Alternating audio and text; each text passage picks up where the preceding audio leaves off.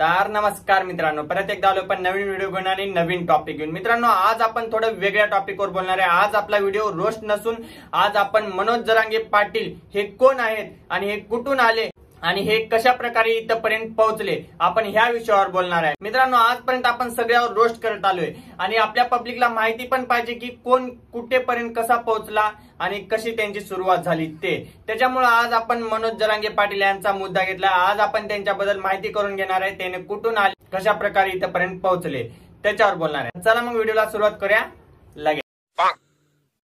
तर मित्रांनो, मनोज जरांगे पाटील हे मूळचे बीड जिल्ह्यातल्या एका मातोरी गावचे आहे।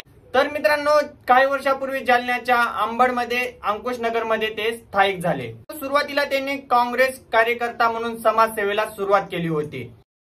मग नंतर काँग्रेसला सोडून शिवबा या संघटनेची स्थापना केली होती।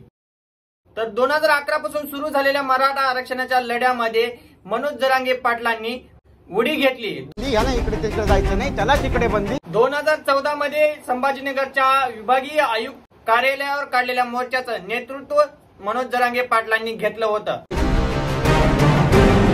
मित्रांनो, मराठा आरक्षणाच्या चळवळीमध्ये मनोज जरांगे पाटलांनी स्वतःची जमीनही विकली असं सांगितलं जातंय। कोपर्डीतल्या निर्भयावर अत्याचार करणाऱ्या आरोपींवर कोर्टाबाहेर झालेल्या हल्ल्यामध्ये त्यांचं आणि त्यांच्या सोबतच्या कार्यकर्त्यांचं पहिल्यांदा नाव आलं। मराठा आरक्षणाच्या चळवळीसाठी मनोज जरांगे पाटलांनी स्वतःला वाहून घेतले। आतापर्यंत त्याने 40-45च्या वरी आंदोलन आणि मोर्चे काढले। अभिमान एक मराठा। 2021 मध्ये जालन्याच्या साष्ट पिंपळ गाव मध्ये तब्बल त्याने 3 महिने ठिय्या आंदोलन केलं। जरांगे पाटील ते त्यांच्या गावामध्ये अत्यंत शांततेमध्ये आंदोलन करत आहेत। गोरे गंधारीत उपोषण करून त्यांनी मराठा आंदोलनात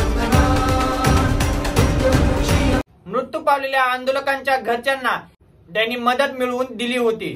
भाऊ समाजासाठी एवढं करतात, मग त्यांची बहीण अशी गप्प बसून व्हावं।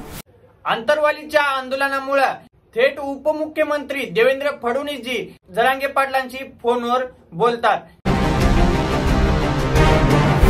मित्रांनो, याच्या पुढची कहाणी तर तुम्हा सगळ्यांना माहितीच आहे की जरांगे पाटील हे आरक्षणासाठी किती स्वतः लढतायत आणि स्वतः उपोषण करतात आणि किती स्वतः जीवाची पर्वा न करता उपोषणाला बसत आहेत ते।